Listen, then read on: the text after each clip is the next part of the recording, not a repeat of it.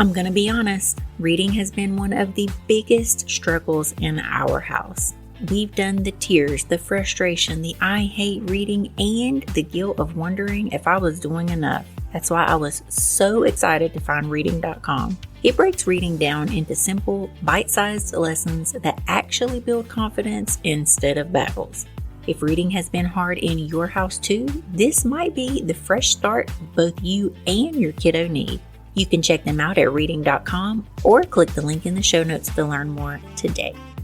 Welcome back, Chaos fam. Today's guest is someone who has spent years helping people with ADHD stop fighting their brains and start working with them. Alan Brown is the creator of ADD Crusher, an award-winning ADHD coaching program that has helped thousands of teens and adults build practical systems for focus, motivation, organization, and follow-through. But what makes Alan's work especially relevant for our audience is that he doesn't just teach ADHD strategies, he lives them. As someone with ADHD himself, he understands firsthand what it feels like when your brain is moving in 12 directions at once. Your patience is running on fumes, and parenting feels like a daily test of your emotional regulation. In this special parent-focused episode, we're shifting the spotlight away from our kids for just a minute and onto us. Because the truth is, one of the biggest factors influencing our children's ability to regulate is our own ability to stay grounded when life gets chaotic. Much, much harder to do when you're managing ADHD, parenting ADHD, or, girl, both. Alan is here to share practical mindfulness and Zen parenting strategies that don't require you to sit cross-legged on a mountaintop or meditate for an hour a day. These are real-world tools for real parents who are trying to stay calm through homework battles, bedtime meltdowns, forgotten backpacks, and all the beautiful chaos that comes with raising neurodivergent kiddos. So, grab your coffee, hide for your children if you can for the next 45 minutes or so, and let's dive into a conversation about how becoming a calmer parent might just be one of the most powerful gifts we can give our kids. Let's welcome Alan to the mic. Welcome to Chaos Caffeine, the ADHD Parenting Podcast where you do not need a degree to understand your kid.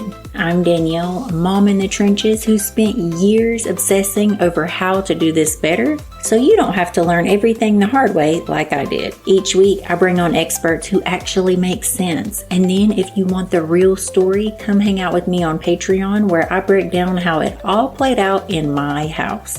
What worked, what flopped, and what I'm still side-eyeing. Thanks for being here. Alan, welcome to Chaos and Caffeine.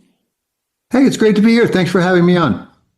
I am so excited for this conversation because so many people ask me my ADHD parenting secret. And the secret, it has nothing to do with ADHD parenting. It was about me finding my own Zen. So I literally cannot wait for this conversation. That's great. How perfect is that? Yay. Before we get started, I would like for you to tell everyone what brought you to your current line of work. Well, I was an advertising guy for many years after actually most of my 20s being kind of a bum. I was abusing alcohol and drugs, but I finally got and of course I was self-medicating. I didn't know it, but I was self-medicating. But I finally got a job in the advertising business. And a few years in to that career, my boss was diagnosed with ADHD. And because his son was diagnosed, and I thought, oh my goodness, this sounds just as he's explaining, how he got diagnosed. I thought these symptoms are just like me. Long story short, it took me another 5 years to get diagnosed because the first doctor I went to, this is in New York City, by the way, said ADD is a myth created by the media, and you just need to do more crossword puzzles. That's a direct quote. Anyway, I finally got diagnosed when I was 37.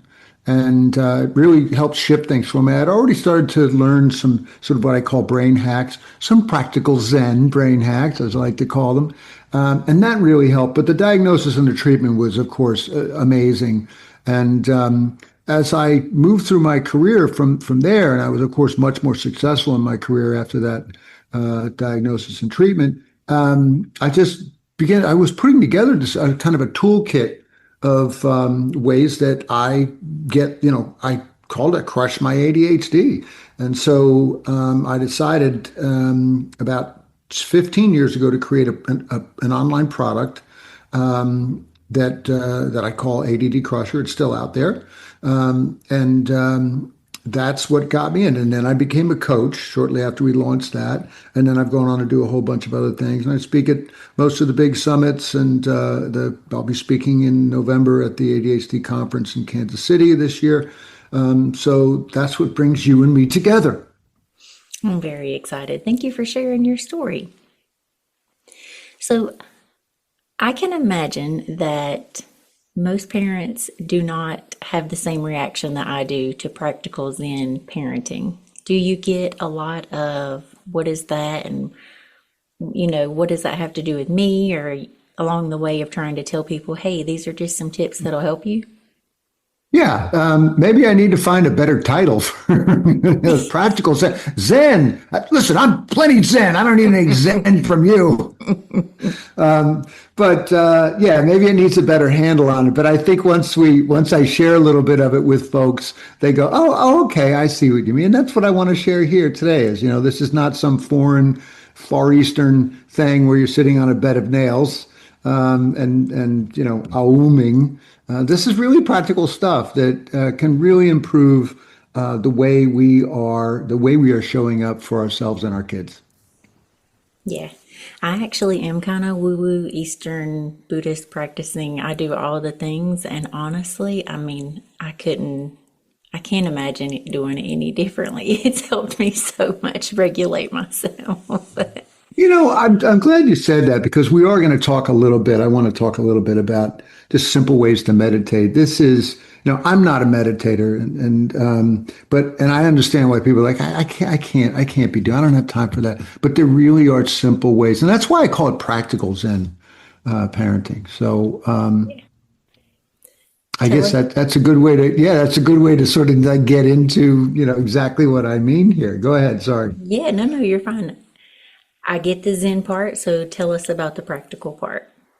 So, well, just to sort of to recap, the being Zen is really first and foremost about just being more mindful. And we all know generally what mindfulness is. It's being present. It's being aware of what's going on in our mind, et cetera. And my colleague, Dr. Mark Burton, whom I see every year at the conference, and I've interviewed him a number of times. He's a thought leader on mindfulness in the ADHD space. He says, when we're not mindful, we're not making conscious choices. And when we're not making conscious choices, operating kind of mindlessly, we're not in control, and we're going to be more stressed. And as Burton notes, one of the best predictors of a child's stress level is the parent's stress level. Mm-hmm. And then, of course, vice versa. When the kid's stressed, then we get more stressed, et cetera. So this is a recipe for an ever spiraling, stress for all parties, including other family members, right? Yeah. Now, mindfulness and unflappableness, if you want to call it that, aren't things that you just whip out of your holster only when it's crazy time. We really need some simple, mindful, practical Zen ways of thinking and being on an ongoing basis. So let me, I'll start with, in terms of the practical side, I'm just going to start with what I kind of call the Zen 101 of this whole thing. And that is what's known as being the witness. All right. This is a foundational habit for more mindfulness, is to just more often be the witness of our own thoughts, our inner voice. We hear our inner voice all day long, right? It's just this sort of cacophony of observations and questions and complaints and judgments, right? Oh my God, my to-do list is such a bear, you're thinking inside your head. Or, wow, my daughter, well, she really is the cutest one in her class, isn't she? Or, oh my God, I just don't have any time for this right now. Or why won't my child listen to me? And even things like, look at that tacky dress and the shoes. But it's rare that we actually listen to it, like pay attention to its content, which is really too bad, because when we listen and pay more attention to it, we actually have the chance to step outside ourselves, to be the witness. I'm holding up quotation marks, right? To be the witness to that chatterbox and know it for what it is, which is typically along with loving and constructive thoughts, it's a lot of ego-based, hooey, pointless worrying about the past and the future, negative self-talk, etc. But the simple act of naming your inner dialogue and then being able to witness it once in a while is really it is a form of higher consciousness. And I know you agree that with that because you are someone who is, you're familiar with the Eastern concepts.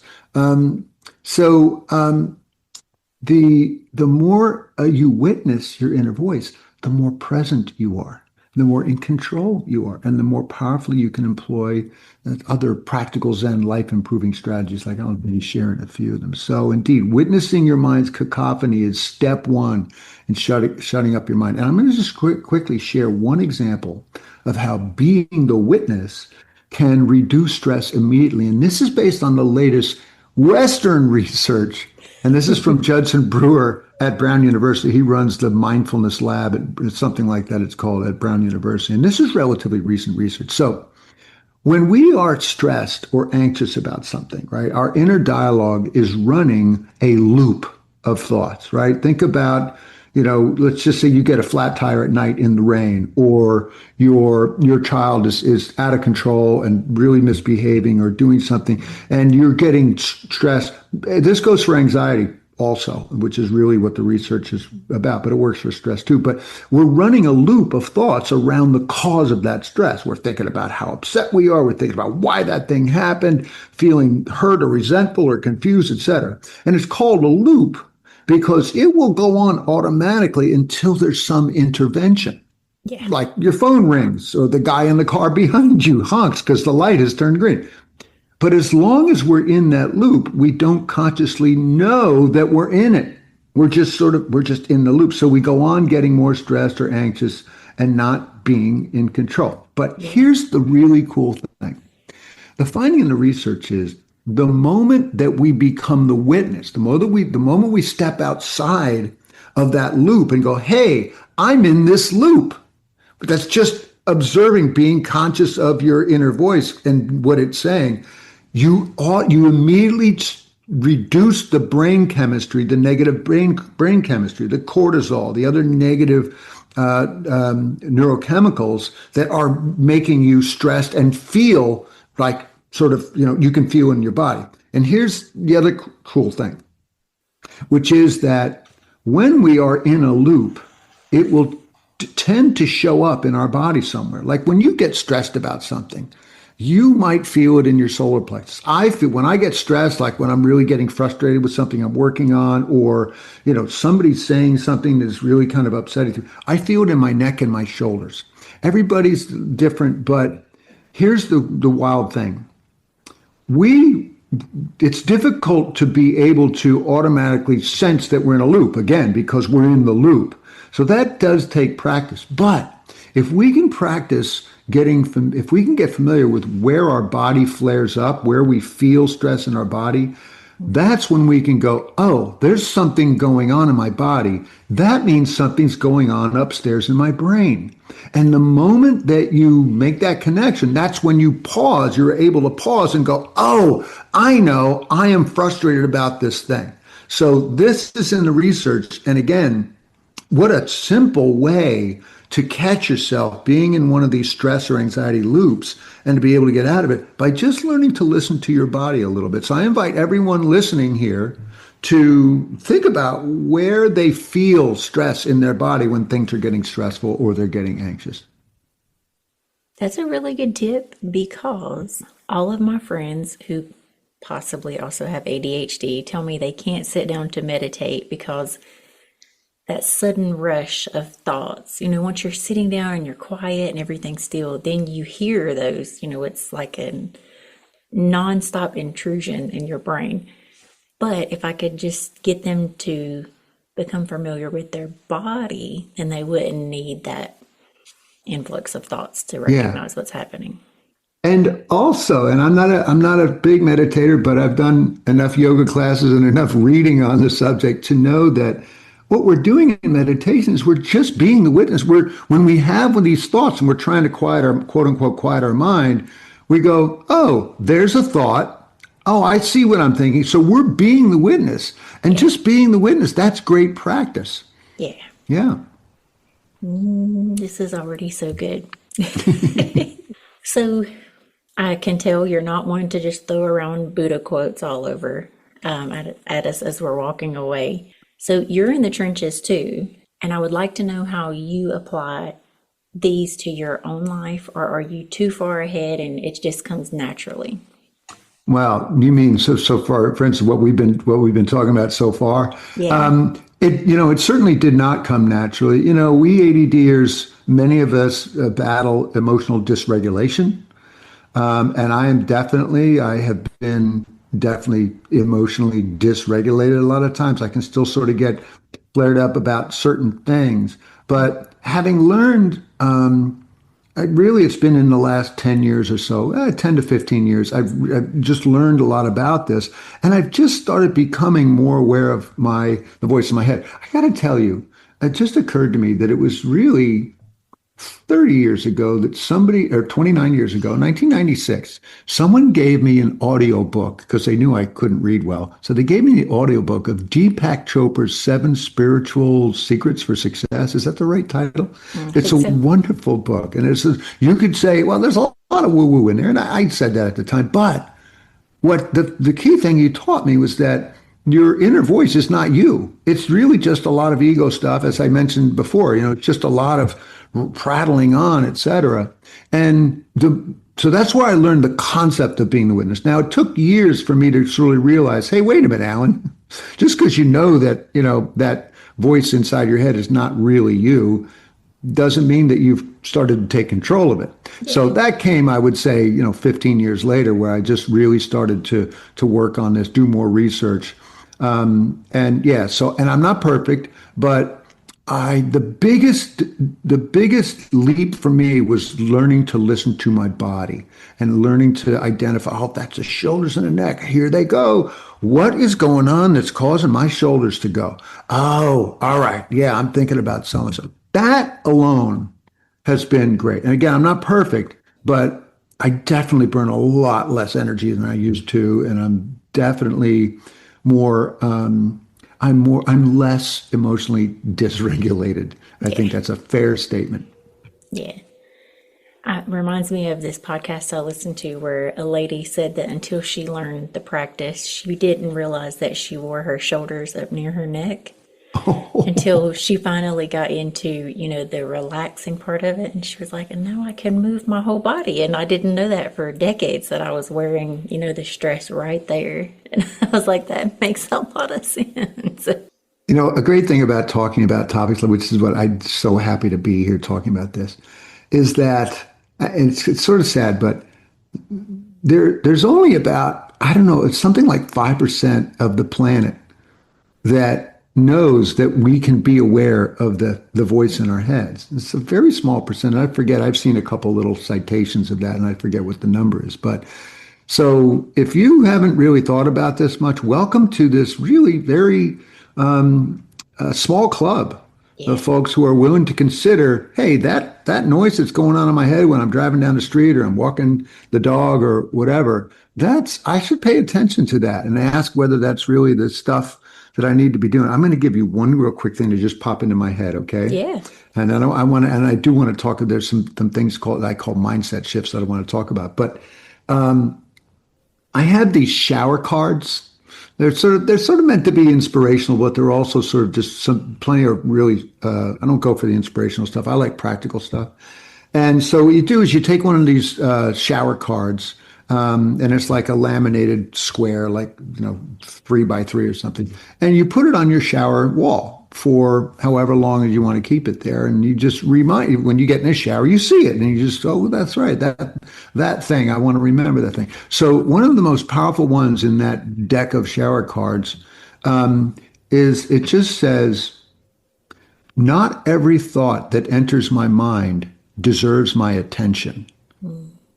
And I first put that up on the wall in my shower about a year ago, and it was up for about 5 months because I really wanted, and that's helped me too, because just by having that little mnemonic device of being reminded of that fact, because that is a fact. Not just because I have a thought doesn't mean I need to entertain it or play with it or whatever. I can go, okay, you had the thought. So-and-so people are evil. Okay, good. You had the thought. Let's move on. So I just wanted to share that real quick. It's a beautiful example of the power of just being aware of your thoughts and then hopefully being able to choose. Yeah. Thank you for sharing that. I love that. Yeah.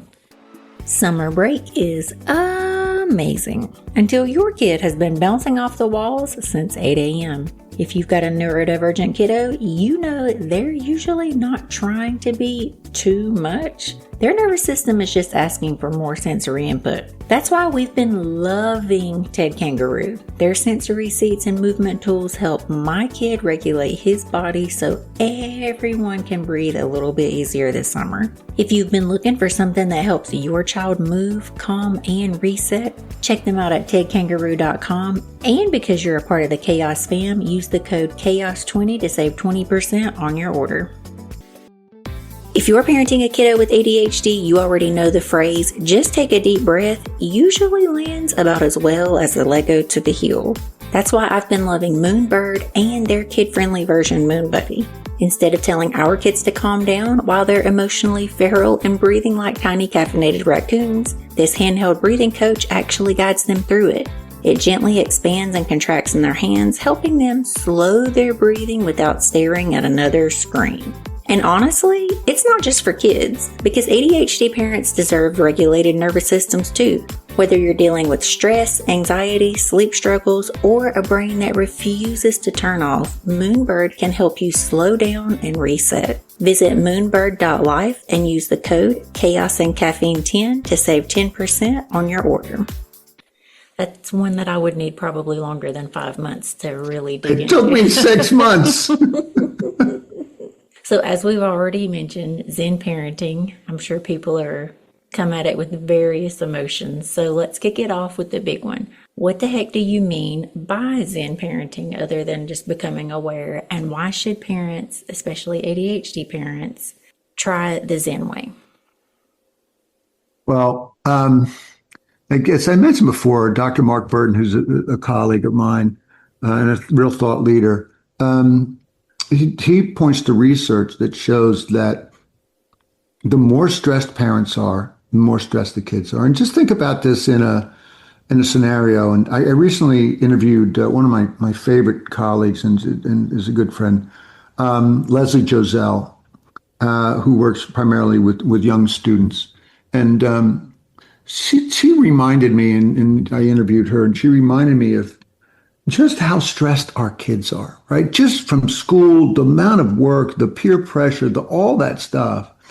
And if they're ADHD, they've got even more stress because they've got the stress of the homework and all the things that aren't going well and being different. We could go on, right? We could go on with a long list of the things that stress an ADHD student or child. And so it really puts a premium on how, and I'll use the word Zen, we parents need to be, because we can't help our children to reduce their stress and therefore be able to really perform at their best until we can better manage our stress.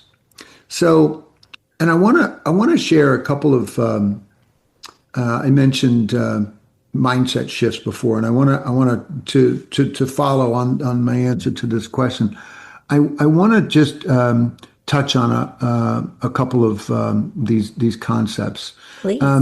So the first one is based on that finding about when we're in a stress or anxiety loop, and that I talked about with Judson Brewer's research, et cetera, and just identifying that. That feeling in your body that helps you then go, oh, what's happening upstairs? Let me go upstairs. And the mindset shift is shifting from listening to the loop, which again is sort of subconscious. You're not really aware when you're in loop, but we will still listen to it. We'll hear it. We'll listen to it, and we'll be directed by it in our being. We might snap at someone as a result of one of the loops that we're in. We might say something we regret, et cetera, but certainly we're not being helpful when we're in a stressful or anxious loop, right? Yeah. So the idea is to shift from listening to the loop to listening to your body, right? And again, I know I'm trotting over ground that we've already talked about, but this is the first of just a handful of mindset shifts that I want to share today. And so again, practice listening to your body and observing where your stress shows up. Whenever you feel that in your body, ask the question, what's going on upstairs? I always say, what's going on upstairs? Or what's going on in my mind? Or what am I thinking about that's resulting in this? And again, the moment you do that, the moment you become the witness to your thoughts, you're going to go, oh, that's what I'm thinking. Okay. And that immediately starts to reduce all the bad brain chemistry. Again, I'm repeating, but it's worth repeating. Yeah. Let me do this is another really interesting thing that's based on or comes out of some research that was done. And I call this mindset shift. This is another Zen parenting mindset shift. I call it shifting from self-comfort to a self-care mindset. And so let's say that you are working on something or you're having a conversation with your child or your partner or whatever, and you're feeling I'm feeling a little bit of stress, or or I'm tired, or I'm bored, or I'm hungry, or whatever. It could be a lot of things. It doesn't have to be anger or anxiety. It could be boredom. And what we tend to do in this present age, the attention economy, as they call it, is we often reach for our phone or a tablet. And we do that because we want to get a break. We want to take a break. And so we go to, and I'm holding up my phone with the 8 gazillion apps on it, right? We go to our phone because the phone is, first of all, it's always with us, right? It's always like in our hand or close by. And it is an immediate respite from whatever's going on. So I can go in, I can open my social media, I can check the news headlines, I can check the sports scores, I can just do play a silly game or whatever. And it gives me a quote unquote break or a rest. But that is self-comfort, but it is not self-care. So, and I could go on for a long time about why it's not self-care, but I'm just going to tick off a few. First of all, and then I'll end on the big one that we want to talk about. But the first is that we don't actually get rest by going into our devices.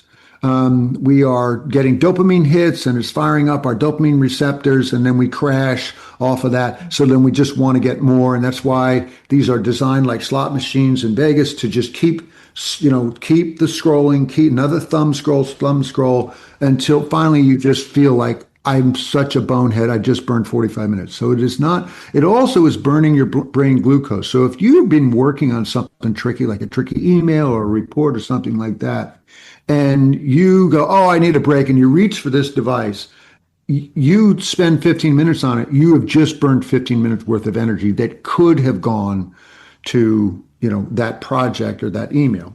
Yeah. What I invite all of my clients to do is look for what can be a self-care move, which might be getting up and walking around, changing seats, going outside and pulling a couple weeds, getting up, going get some protein, topping off your hydration, topping off your coffee, whatever that is.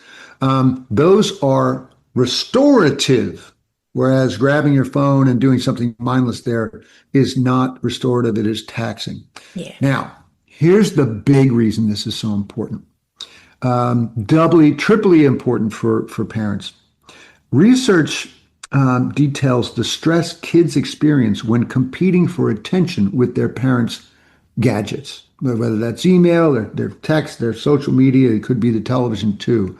But we all can sort of, especially those of us who have teens or tweens or even late single digits, or even younger who are on tablets and we're keeping them busy with tablets. We are stressed by our kids not paying attention to us or not paying attention to what we want them to pay attention to because they're engaged in some kind of electronic device. Well, it goes the same way for our kids. We are stressing our kids. Researchers interviewed over 1,000 kids, along with teachers and parents, and noted, and I'm going to quote here from the research, the consistency with which children, whether they were 4 or 8 or 18 or 24, talked about feeling exhausted and frustrated and sad or mad trying to get their parents' attention, competing with computer screens or iPhone screens or any kind of technology, much like in therapy, you hear kids talk about sibling rivalry. So think about the Zen kill of this dynamic. Be mindful of it. Turn off your gadgets and unplug your wires or whatever more often when around those you love and who look to you for loving attention. So again, I call this shifting from a self-comfort mindset, well, I need a break, to self-care mindset. Okay, I don't want to go to my device for my break. I want to go to something that is self-caring so I can rejuvenate myself, restore my energy, or for that matter, do something for my child that is helping them. So that's a big one. One more I want to share, and I know we got to watch the clock, but this one is really important. And again, it's backed by research. Everything I share is research backed. I, with all due respect, and my wife is super woo woo, and she's teaching me a lot of woo woo, but that's not the main thing that I do research back. Which much woo woo is supported in the research, and when it is, I'm all about it, like meditation, etc. So this is a gratitude mindset shift. This is it's just about having more gratitude in your day, right? And the research tells us that when we have a gratitude practice, for instance, writing down every day 3 things for which you are grateful, and then actually pausing to think about them a little bit. I've been doing this for about 8 years now, 9 years, I think. What happens after 20 some days is you start to rewire your synapses, and you begin to see challenges more as opportunities. You increase your mental acuity. There's a whole bunch of, you make better decisions. There's a whole bunch of list of things that accrue to those of us who have a gratitude practice. And, it's great if you are grateful just every day walking around. But most of us, we're just operating on, autopilot, and we're just trying to get through the day. And so it really is important for us to consider having a pause every day. It could be at the end of the day when you're in bed and you have put a little sticky pad there with a pen and just jot down 3 things for which you're grateful. That's a powerful thing. And again, super supported in the research. And then just to close out this little mindset shift thing and everything that we've talked about so far, the more you practice these little Zen habits, particularly like the gratitude one and the mindset shifts, the more they're going to rub off on your kids. Because yes, kids can learn such mindfulness techniques, and I'll bet you know that well, Danielle. And all the more they can learn such mindfulness techniques if they have a mindful teacher. So that is my shtick on mindset shifts. I don't think it's just mindfulness or gratitude that they learn from us. I also have ADHD, and I find myself emotionally dysregulated. So how can my child learn emotional regulation if mom is running around unconsciously, dysregulated? Exactly. So I think that's really important on many levels in parenting. Yep. Agreed. Yeah. So for the parents who are like, girl, I'm already stressed out, I don't have time for this, what's the bare minimum version of Zen? To, let's say, I'm skeptical, I've never meditated a day in my life. Yeah.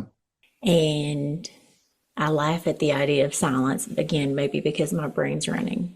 What's the absolute starting point in the Zen parenting journey for moms who swear a lot and can't sit still? Well, at first, folks are not going to like what I have to say, which is meditation. But wait, don't run away. I am not good at traditional meditation, even a guided meditation, which I tried a while back when I was battling high blood pressure, and I was trying to have a ritual every morning. It's just, my mind just really wouldn't shut up. But it was somewhat helpful, but I didn't feel the benefits enough. But here's what I do.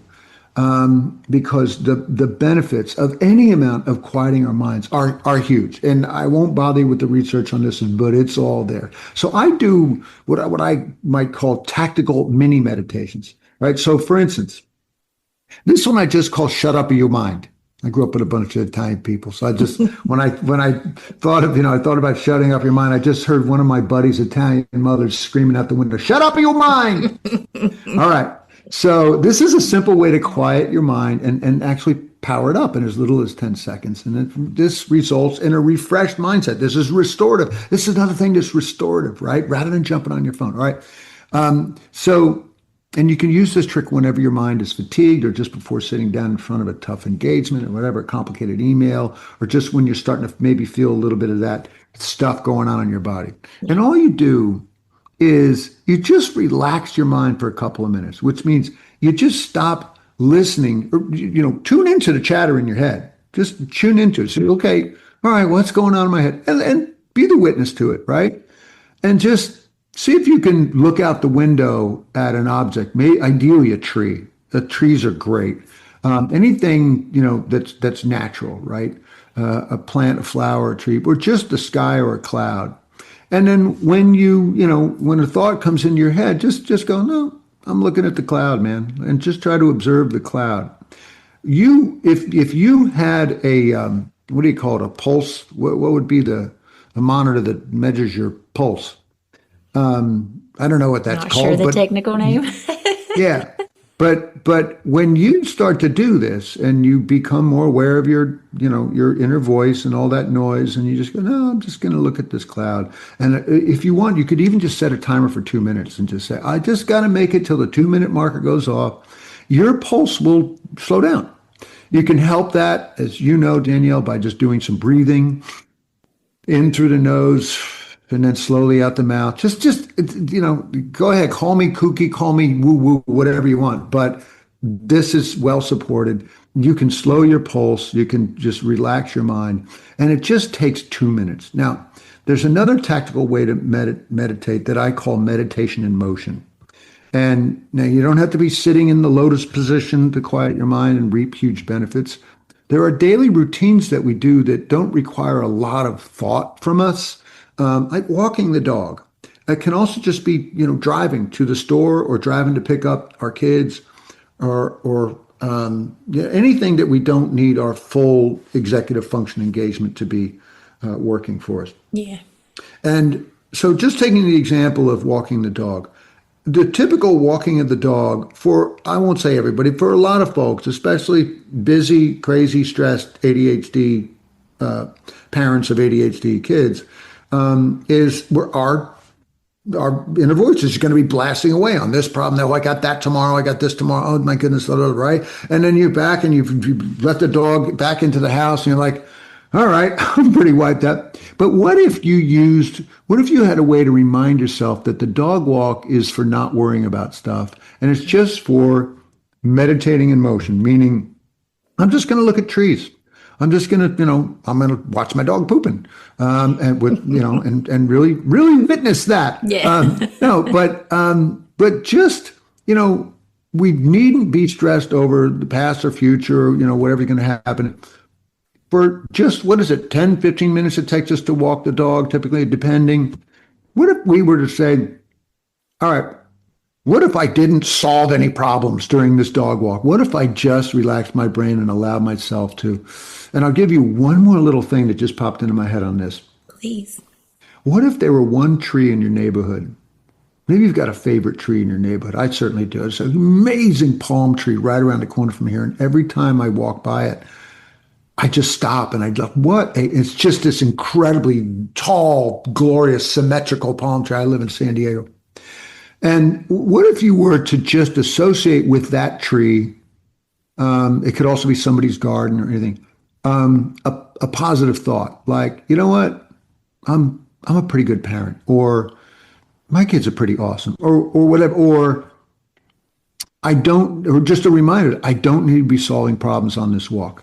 That's a powerful thing, because now you've got your trigger, you've got your cue. Yeah. You don't have to remember that, when I'm out walking, you'll see the tree. Once you associate that kind of thought with the tree, you'll see the tree and go, oh, that's right. That's my calm the hell down tree. Yeah. All right. So that's that. I hope those are helpful to folks. Yeah, I love that. The tree came to mind, my favorite tree in my neighborhood, as soon as you said that. So now every time I'm on a walk, I'm going to check in and make sure I'm not solving problems. I'm just enjoying the walk in nature. You nailed it. Yeah. So outside of that, and I know we've talked about the mindset shifts that you mentioned, it comes up all the time. I'm woo-woo. I'll openly admit it. And when parents come to me and they ask me for tips and I give it to them, they're like, I don't have time for that. So outside of just taking a second, walking the dog, for me, my mindfulness teacher taught me to drop in and be conscious when I was washing my hands and like smell the soap and do all those things. Yes. But for those parents who are, questioning the whole thing, how can they integrate those small mindset shifts throughout their day outside of the ones we've already mentioned? Well, to integrate them assumes that we've got them in our toolkit. So I would say the first step is just to play around with a couple of these. I don't know, I've shared 4 or 5 things, I don't know.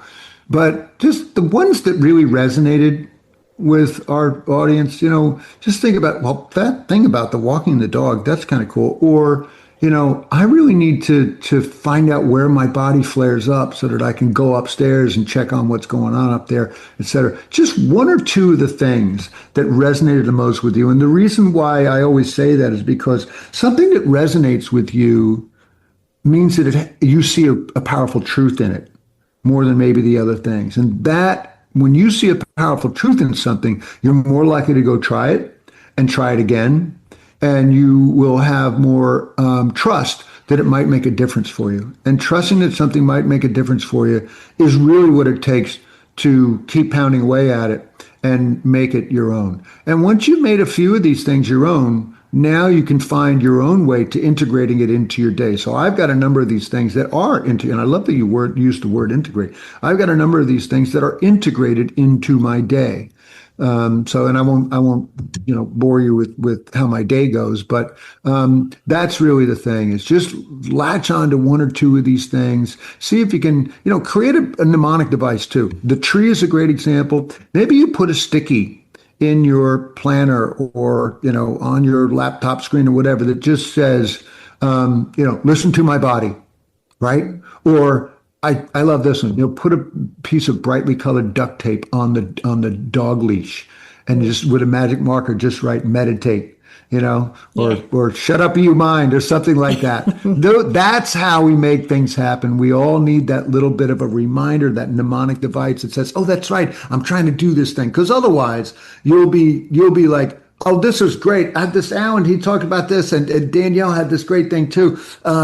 Yeah, I'm going to do that. And if without a mnemonic device that reminds you that you were excited about it, it's going to go away. And a year later, you're going to go, hey, he's talking about the thing that I heard him talk about a year ago. Whatever. Okay. So just pick one and find a way to work on it for a while and see if it hits right with you. And if not, then move on to the next one. Agreed. Yes. Got you.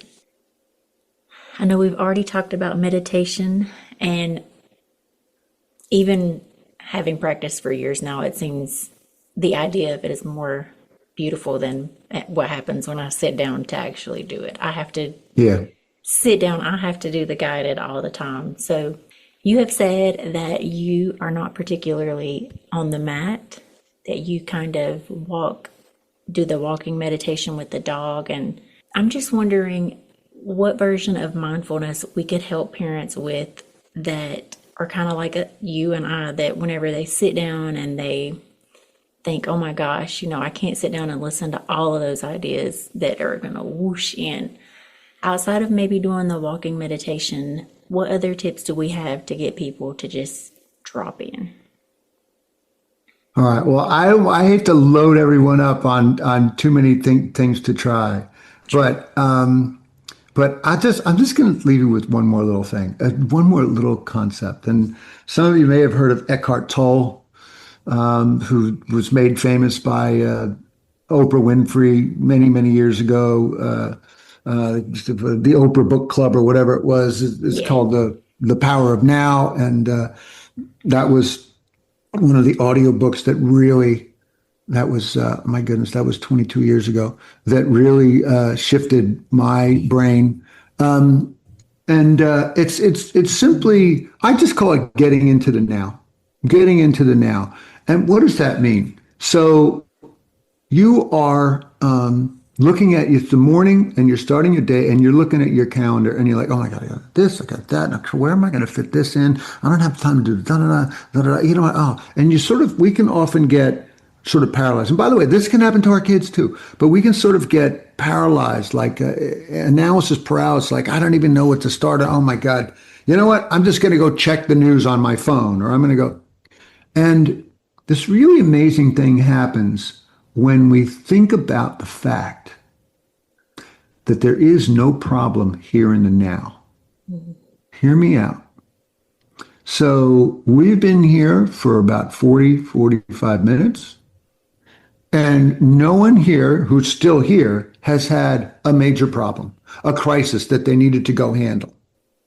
But when this is over, when we're done listening to this fabulous podcast, I must say this is a fabulous conversation. So, but when we're done, hopefully, we're going to scratch out a few ideas on something we want to try, a couple of things we want to try. But soon enough, our mind is going to go back to all the many things we need to do. And oh my goodness, oh my gosh, oh my God. Oh, and this is going to burn me in the butt and I got to do it right. So all of a sudden, there are problems, right? Another way to say it is we all yesterday had looked at our to-do list or whatever and our calendars. Oh my God, I got all these problems. But then last night we slept for 7 or 8 hours and we didn't do anything. And the house didn't burn down. Nothing bad happened. But we got up this morning and as soon as we looked at our to-do list and our calendar, we go, oh my God, I got problems. Oh boy.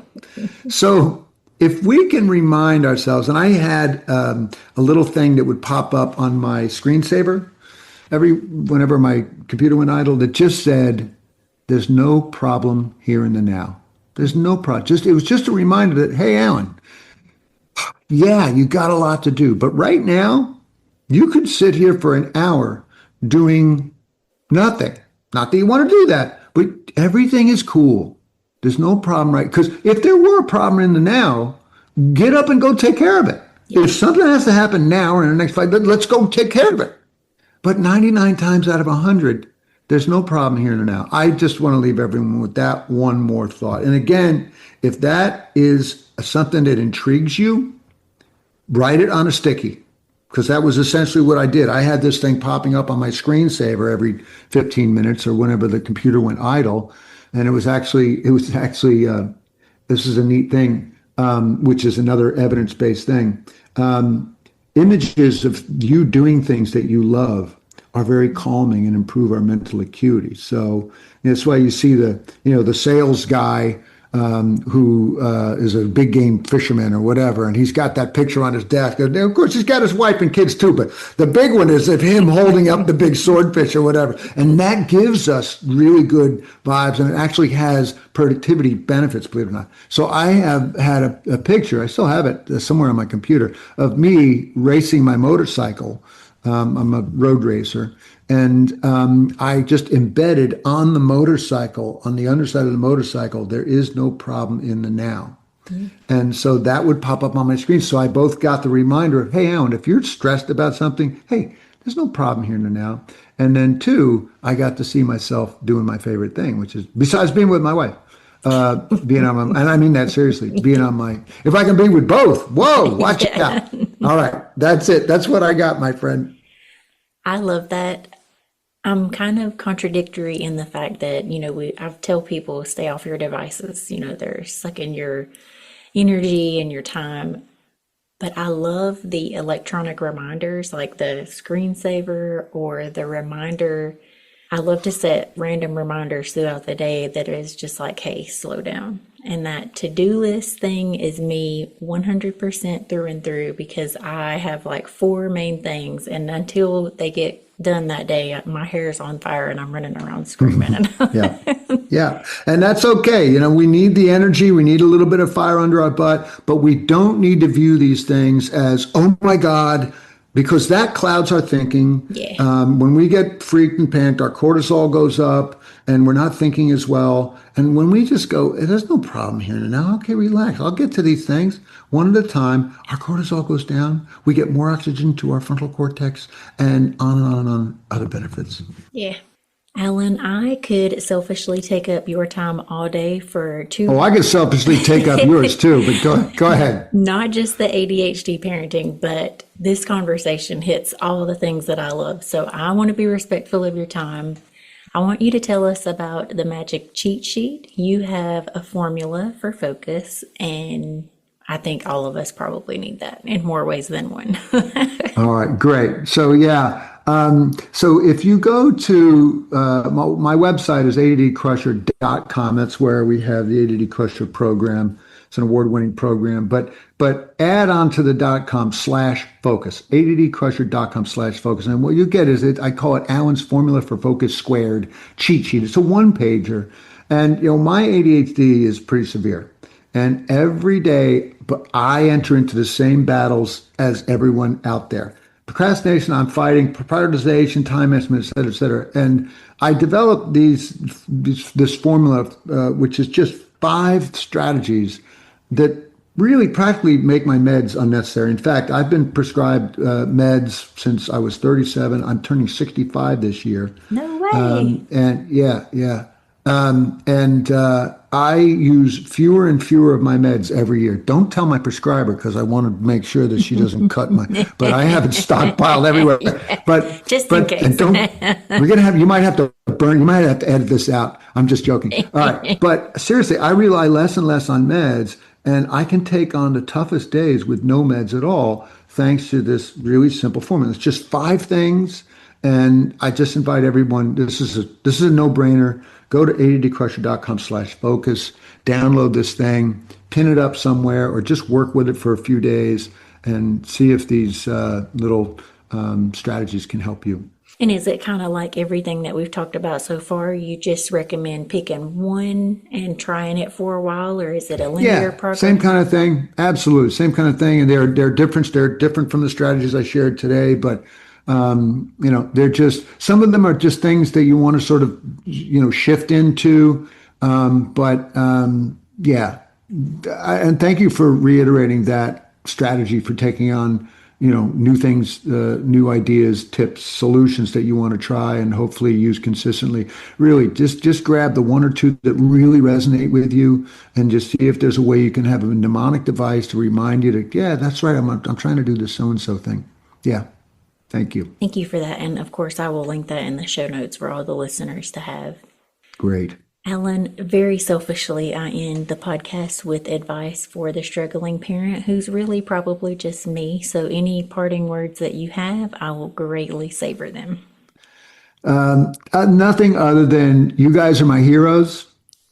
Because, and I say this often to folks that I'm coaching, particularly when there's a big audience, because we are, just like there are only about 5% of people who are aware that their voice up in their head is not really them. There's an even smaller percentage of people who are doing what I call, what's known as personal development work, or work on helping to, be a better parent, et cetera. It's just a really small percentage of human beings. And so I love when people are spending time listening to a podcast like yours, trying to put some new things into practice and just trying to keep making, optimizing our life, our kids' lives, and live to our potential and help our kids live to their potential. It is a job. It takes work, but that work doesn't matter if you don't have the good information, and podcasts like yours, Danielle, provide great information. So hats off to all of you for listening and being interested in trying to make small changes in your lives. Thank you so much. That was so wonderful. I actually very quickly just had a conversation with someone, and they asked me why I thought the tides of ADHD parenting was changing. And I really think that it's what you said. More parents are learning what ADHD is and learning how to help and doing the self-work. And I think that's really amazing. Yeah. Thank you so much for your time today. This was wonderful.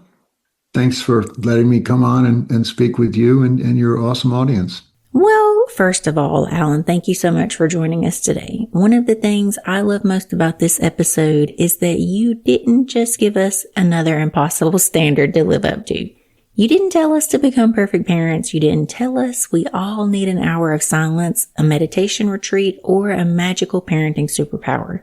Instead, you reminded us that sometimes the most powerful thing we can do is simply pause. Take one breath. Slow down long enough to choose our response instead of reacting from overwhelm.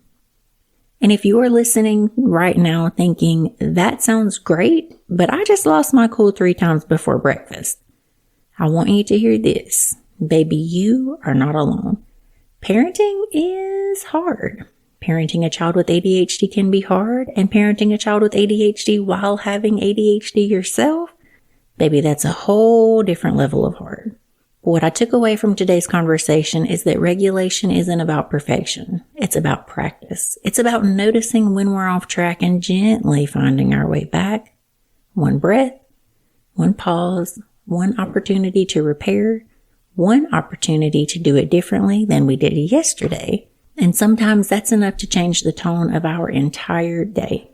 If you'd like to learn more about Alan and grab his free formula for focus cheat sheet, head on over to addcrusher.com/focus. And of course, I'll have it linked for you today in the show notes. And as always, if this episode encouraged you, helped you, or made you feel a little less alone in your parenting journey, please share it with another parent who needs to hear it. Until next time, remember, you're not failing, you are learning. Your kids don't need a perfect parent. They need a parent who keeps showing up, keeps trying again, and keeps choosing connection over perfection.